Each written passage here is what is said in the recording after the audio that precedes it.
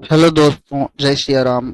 आज हम जानेंगे पितरों के बारे में। ऐसे पहचाने अपने पितरों की नाराजगी। ये है उन्हें प्रसन्न कर आशीर्वाद पाने के पितरों को लेकर बहुत से लोगों में हमेशा जिज्ञासा बनी रहती है। जैसे वे कौन है, नाराज होते हैं, उनकी नाराजगी से क्या होता है, ये पितृ दोष क्या है, यदि हमारे पितर हमसे नाराज हैं तो हमें कैसे मालूम चले कि वे हमसे नाराज हैं, और यदि वे नाराज हैं तो हम उन्हें कैसे प्रसन्न करें, आदि इन्हीं सब बातों के संबंध में पंडित सुनील शर्मा कहना चाहते हैं। पितृ हमारे पूर्वज हैं जिनका ऋण हमारे ऊपर है, क्योंकि उन्होंने कोई न कोई उपकार हमारे जीवन के लिए किया है। मनुष्य लोक से ऊपर पितृलोक है, पितृलोक के ऊपर सूर्य लोक है, और इससे भी ऊपर स्वर्गलोक है। दोस्तों, पितृलोक में जाती है आत्मा। जानकारों का कहना है कि धर्मशास्त्रों के मुताबिक आत्मा जब अपने शरीर को त्याग कर सबसे पहले ऊपर जाती है तो वह पितृलोक में जाती है। वहां हमारे पूर्वज मिलते हैं। अगर उस आत्मा के अच्छे पुण्य हैं तो ये हमारे पूर्वज भी उसको प्रणाम कर अपने को धन्य मानते हैं कि इस अमुक आत्मा ने हमारे कुल में जन्म लेकर हमें धन्य किया। इसके आगे आत्मा अपने पुण्य के आधार पर सूर्य लोक की तरफ बढ़ती है। यदि और अधिक पुण्य है तो आत्मा सूर्य लोक से स्वर्ग लोक की तरफ चली जाती है। लेकिन करोड़ों में भी शायद कोई आत्मा ही ऐसी होती है जो परमात्मा में समाहित होती है, जिसे दोबारा जन्म नहीं लेना पड़ता है, यानी उसे मुक्ति मिल जाती है। मनुष्य लोक और पितृलोक में बहुत सारी आत्माएं पुनः अपनी इच्छावश मोहवश अपने कुल में जन्म लेती हैं। पितृ दोष क्या होता है? हमारे यही पूर्वज सूक्ष्म व्यापक शरीर से अपने परिवार को जब देखते हैं और महसूस करते हैं कि हमारे परिवार के लोग ना तो हमारे प्रति श्रद्धा रखते हैं और ना ही हमें कोई प्यार या स्नेह, या ना ही किसी भी अवसर पर हमें ये याद करते हैं, ना ही हम अपने ऋण चुकाने का प्रयास ही करते हैं, तो ये आत्माएं दुखी होकर अपने वंशजों को श्राप दे देती हैं, जिसे पितृदोष कहा जाता है। पितृदोष पितरों के रुष्ट होने के कारण माना जाता है कि पितृदोष एक अदृश्य बाधा है। ये बाधा पितरों द्वारा रुष्ट होने के कारण होती है। पितरों के रुष्ट होने के कई कारण हो सकते हैं। आपके आचरण से, किसी परिजन द्वारा की गई गलती से, श्राद्ध आदि कर्म न करने से, अंत्येष्टि कर्म आदि में हुई किसी त्रुटि के कारण भी हो सकती है। पितृदोष से क्या होती है परेशानियां? इसके अलावा मानसिक अवसाद, व्यापार में नुकसान, परिश्रम के अनुसार फल व न मिलना, विवाह या वैवाहिक जीवन में समस्याएं, कैरियर में समस्याएं, या संक्षिप्त में कहें तो जीवन के हर क्षेत्र में व्यक्ति और उसके परिवार को बाधाओं का सामना करना पड़ता है। पितृदोष होने पर अनुकूल ग्रहों की स्थिति, गोचर दशाएं होने पर भी शुभ फल नहीं मिल पाते। कितना भी पूजा पाठ, देवी देवताओं की अर्चना की जाए, उसका भी पूर्ण रूप फल नहीं मिल पाता है। पितृदोष जो प्रकार से करता है प्रभावित, अधोगति वाले पितरों के कारण, ऊर्ध्वगति वाले पितरों के कारण, अधोगति वाले पितरों के दोषों का मुख्य कारण परिजनों द्वारा किया गया गलत आचरण, अतृप्त इच्छाएं, जायदाद के प्रति मोह और उसका गलत लोगों द्वारा उपभोग करने पर, विवाह में परिजनों द्वारा गलत निर्णय, परिवार के किसी भी प्रियजनों को अकारण कष्ट देने पर पितर क्रुद्ध हो जाते हैं, परिवार जनों को श्राप दे देते हैं और अपनी शक्ति से नकारात्मक फल प्रदान करते हैं।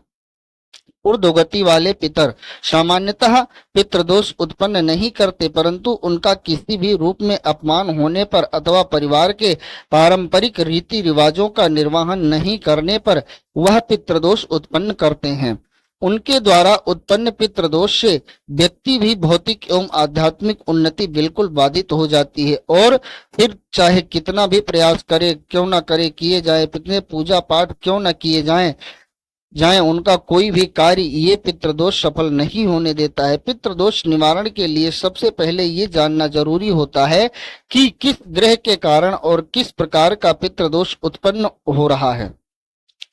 जन्म पत्रिका और पितृदोष। जन्म पत्रिका में लग्न, पंचम, अष्टम और द्वादश भाव से पितृदोष का विचार किया जाता है। पितृदोष में ग्रहों में मुख्य रूप से सूर्य, चंद्रमा, गुरु, शनि और राहु केतु की स्थितियों से पितृदोष का विचार किया जाता है। इनमें से भी गुरु, शनि और राहु की भूमिका प्रत्येक पितृदोष में महत्वपूर्ण होती है।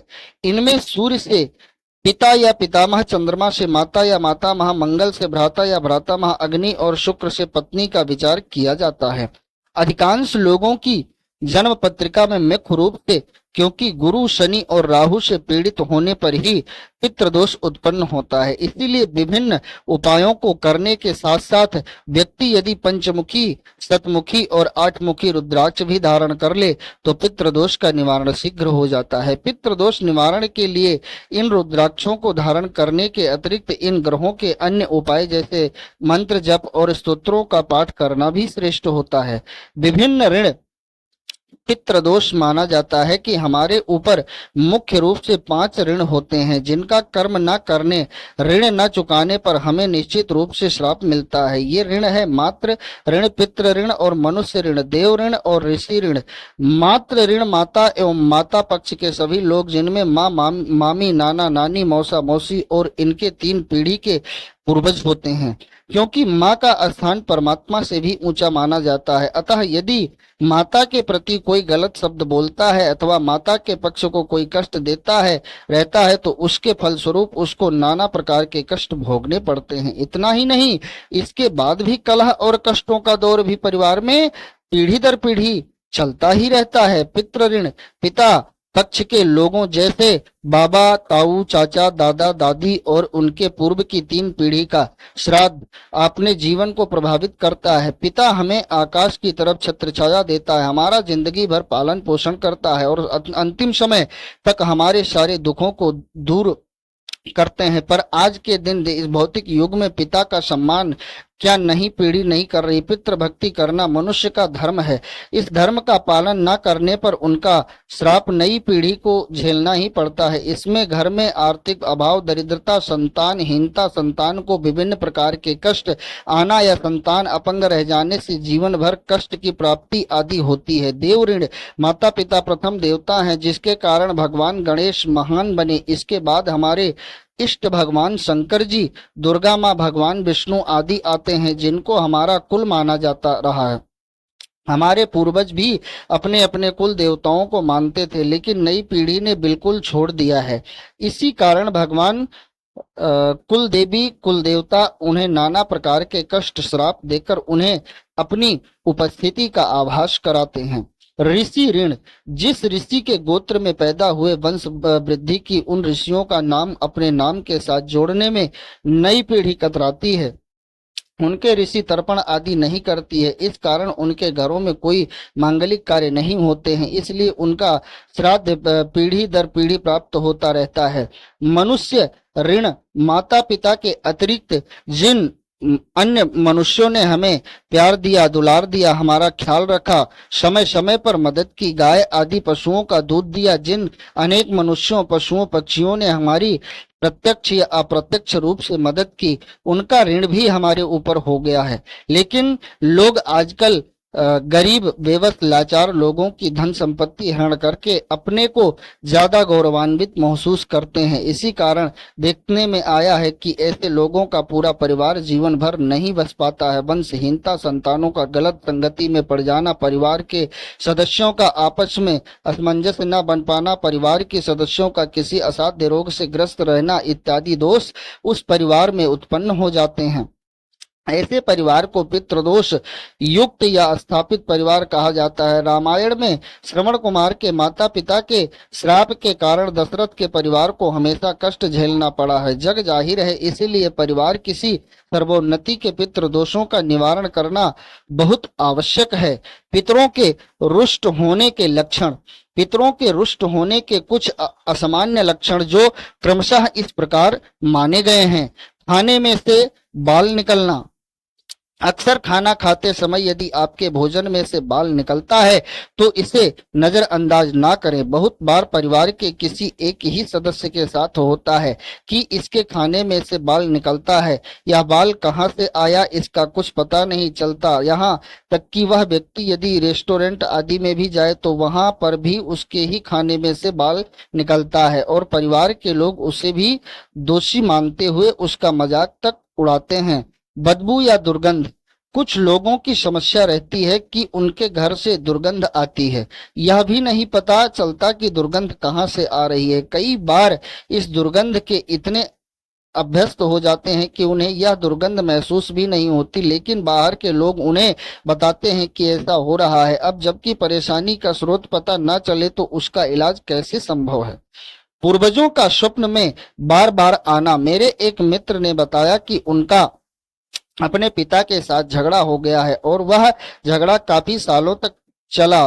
पिता ने मरते समय अपने पुत्र से मिलने की इच्छा जाहिर की, परंतु पुत्र मिलने नहीं आया। पिता का स्वर्गवास हो गया हुआ हुआ समय पश्चात मेरे मित्र मेरे पास आते हैं और कहते हैं कि उन्होंने अपने पिता को बिना कपड़ों के देखा है। ऐसा स्वप्न पहले भी कई बार आ चुका है। शुभ कार्य में अड़चन। कभी कभी ऐसा होता है कि आप कोई त्योहार मना रहे हैं या कोई उत्सव आपके घर पर हो रहा है। ठीक उसी समय पर कुछ न कुछ ऐसा घटित हो जाता है कि जिससे रंग में भंग डल जाता है। ऐसी घटना घटित होती है कि खुशी का माहौल बदल जाता है। मेरे कहने का तात्पर्य है कि शुभ अवसर पर कुछ अशुभ घटित होना पितरों की अंतर्दृष्टि के संकेत हैं। घर के किसी एक सदस्य का कुंवारा रह जाना बहुत बार आपने अपने आसपास या फिर रिश्तेदारी में देखा होगा या अनुभव किया होगा कि बहुत अच्छा युवक है, कहीं कोई कमी नहीं है, लेकिन फिर भी शादी नहीं हो रही है। एक लंबी उम्र निकल जाने के पश्चात भी शादी नहीं हो पाना कोई अच्छा संकेत नहीं है। यदि घर में पहले ही किसी कुंवारे व्यक्ति की मृत्यु हो चुकी है तो उपरोक्त स्थिति बनने के आसार बढ़ जाते हैं। इस समस्या के कारण का भी पता नहीं चल पाता। प्रॉपर्टी की खरीद फरोख्त में दिक्कत आना। आपने देखा होगा कि एक बहुत अच्छी प्रॉपर्टी, मकान, दुकान या जमीन का एक हिस्सा किन्हीं कारणों से बिक नहीं पा रहा। यदि कोई खरीदार मिलता भी है तो बात नहीं बनती। यदि कोई खरीदार मिल भी जाता है और सब कुछ हो जाता है तो अंतिम समय पर सौदा कैंसिल हो जाता है।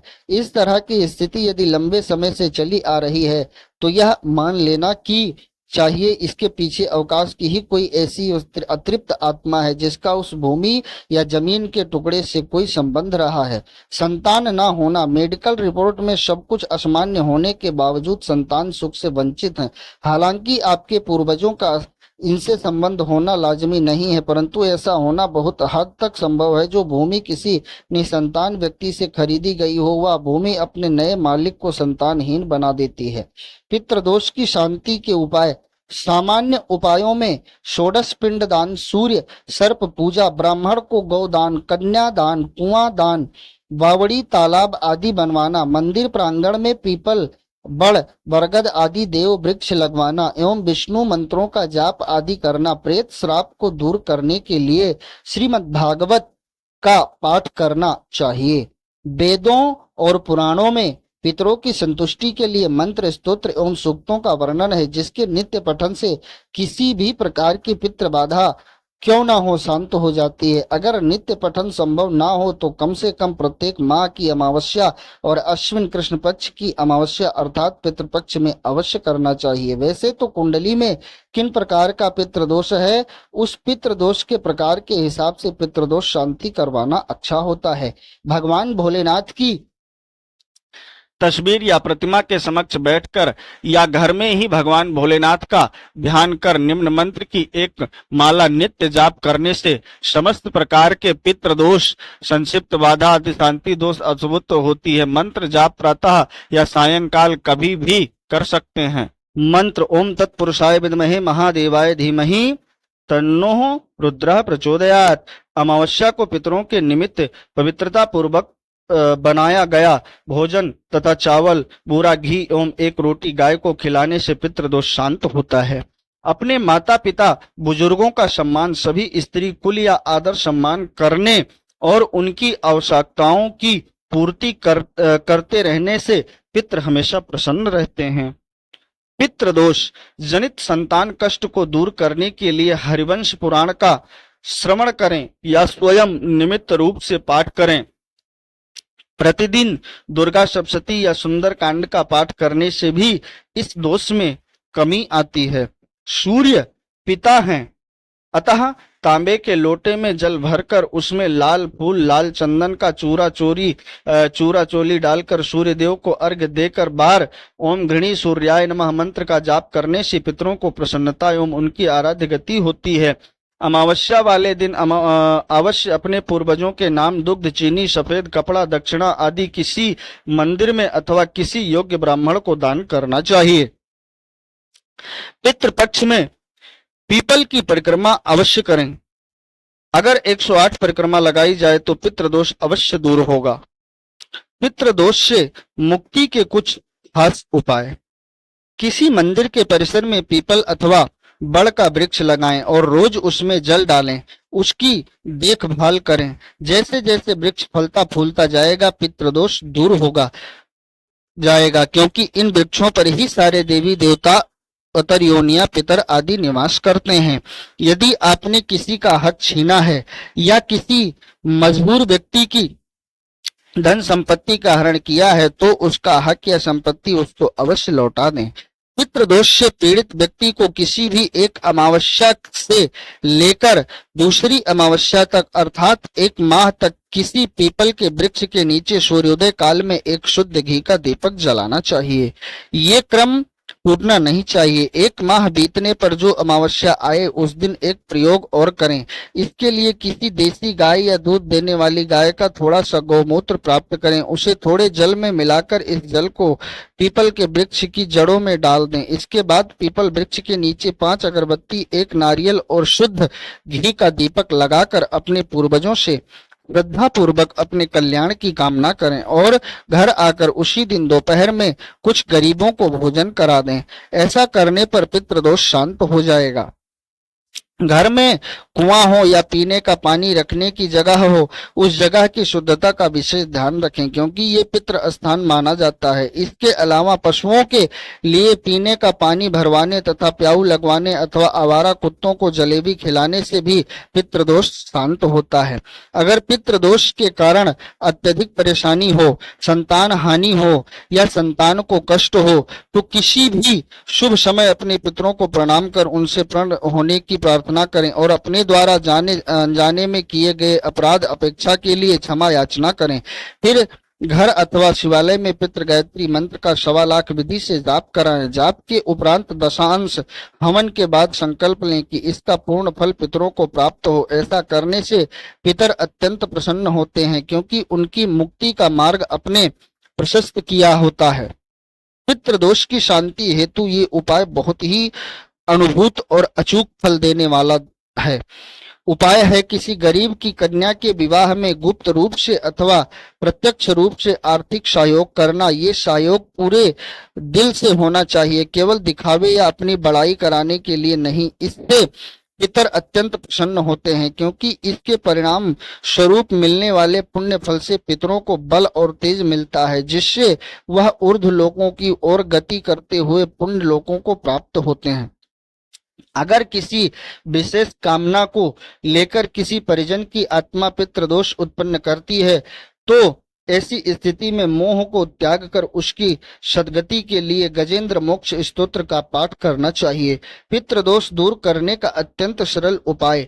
इसके लिए संबंधित व्यक्ति को अपने घर के वायव्य कोण में नित्य सरसों का तेल में बराबर मात्रा में अगर का तेल मिलाकर दीपक पूरे पितृपक्ष में नित्य लगाना चाहिए। दीपक पीपल का हो तो ज्यादा अच्छा है। दीपक कम से कम 10 मिनट नित्य जलाना आवश्यक है। पीतल का दीपक होना चाहिए। दोस्तों, इन उपायों के अतिरिक्त वर्ष की प्रत्येक अमावस्या को दोपहर के समय गूगल की धुनी पूरे घर में सब जगह घुमाएं। शाम को अंधेरा होने के बाद पितरों के निमित्त शुद्ध भोजन बनाकर एक दोने में सारी सामग्री रखकर किसी बबूल के वृक्ष अथवा पीपल या बड़ की जड़ में रखकर आ जाएं। पीछे मुड़कर ना देखें। नित्य प्रति घर में ऐसी कपूर जलाया करें। ऐसे उपाय हैं जो सरल भी हैं और प्रभावी भी हैं। कोई सरलता से उन्हें कर पितृदोषों से मुक्ति पा सकता है, लेकिन किसी भी प्रयोग की सफलता आपकी पितरों के प्रति श्रद्धा के ऊपर निर्भर करती है। पितृदोष निवारण के लिए करें विशेष उपाय।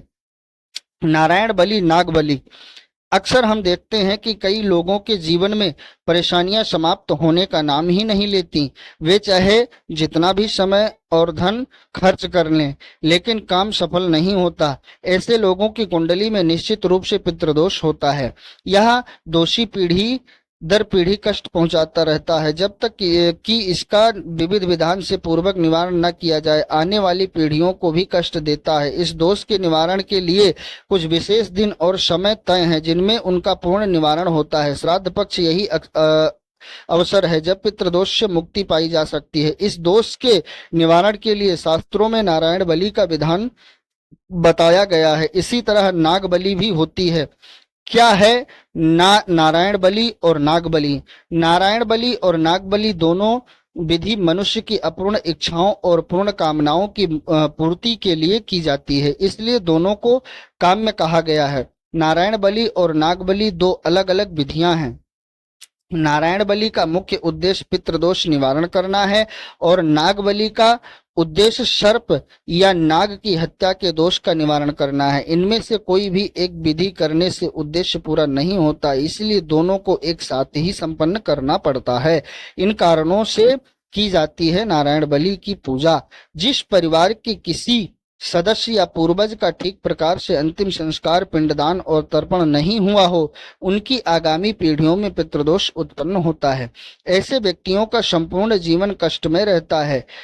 जब तक कि पितरों के निमित्त नारायण बलि विधान न किया जाए, प्रेत योनि से होने वाली पीड़ा दूर करने के लिए नारायण बलि की जाती है। परिवार के किसी सदस्य की आकस्मिक मृत्यु हुई हो, आत्महत्या, पानी में डूबने से, आग में जलने से, दुर्घटना में मृत्यु होने से ऐसा दोष उत्पन्न होता है। क्यों की जाती है यह पूजा? शास्त्रों में पितृदोष निवारण के लिए नारायण बलि, नाग बलि कर्म करने का विधान है। यह कर्म किस प्रकार और कौन कर सकता है, इसकी पूर्ण जानकारी होना भी जरूरी है। यह कर्म प्रत्येक वह व्यक्ति कर सकता है जो अपने पितरों का आशीर्वाद प्राप्त करना चाहता है। जिन जातकों के माता पिता जीवित हैं वे भी यह विधान कर सकते हैं। संतान प्राप्ति, वंश वृद्धि, कर्ज मुक्ति, कार्यों में आ रही बाधाओं के निवारण के लिए यह कर्म पत्नी सहित करना चाहिए। यदि पत्नी जीवित ना हो तो कुल के उद्धार के लिए पत्नी के बिना भी यह कर्म किया जा सकता है। यदि पत्नी गर्भवती हो तो गर्भधारण से 5वें महीने तक यह कर्म किया जा सकता है। घर में कोई भी मांगलिक कार्य हो तो ये कर्म 1 साल तक नहीं किए जा सकते हैं। माता पिता की मृत्यु होने पर भी 1 साल तक यह कर्म करना निषिद्ध माना गया है। पितर पक्ष में श्राद्ध और तर्पण करने से पितरों की आत्मा को शांति मिलती है। श्राद्ध के दिन सात्विक भोजन बनाएं और भूखे रहकर इसे खाएं। श्राद्ध के दौरान मृत परिजन की फोटो के सामने भोजन परोसें और हाथ जोड़कर उनसे दया दृष्टि करने की प्रार्थना करें। पीपल के पेड़ की पूजा। पितरों की आत्मा की शांति के लिए रोज दोपहर में पीपल के पेड़ की पूजा करें। पीपल के पेड़ में काले तिल, दूध, अक्षत और पुष्प अर्पित करें। पीपल के पेड़ की सेवा और पूजा करने से पितरों को लाभ होता है। गीता पाठ। गीता के 7वें अध्याय का पाठ करने से पितरों को मोक्ष की प्राप्ति होती है और उनकी आत्मा को शांति मिलती है। हनुमान चालीसा का पाठ। अगर आपके घर में पितृदोष है तो नियमित रूप से हनुमान चालीसा का पाठ करें। हनुमान चालीसा का पाठ करते समय पितरों को प्रसन्न करने की प्रार्थना करें। बोलिए जय श्री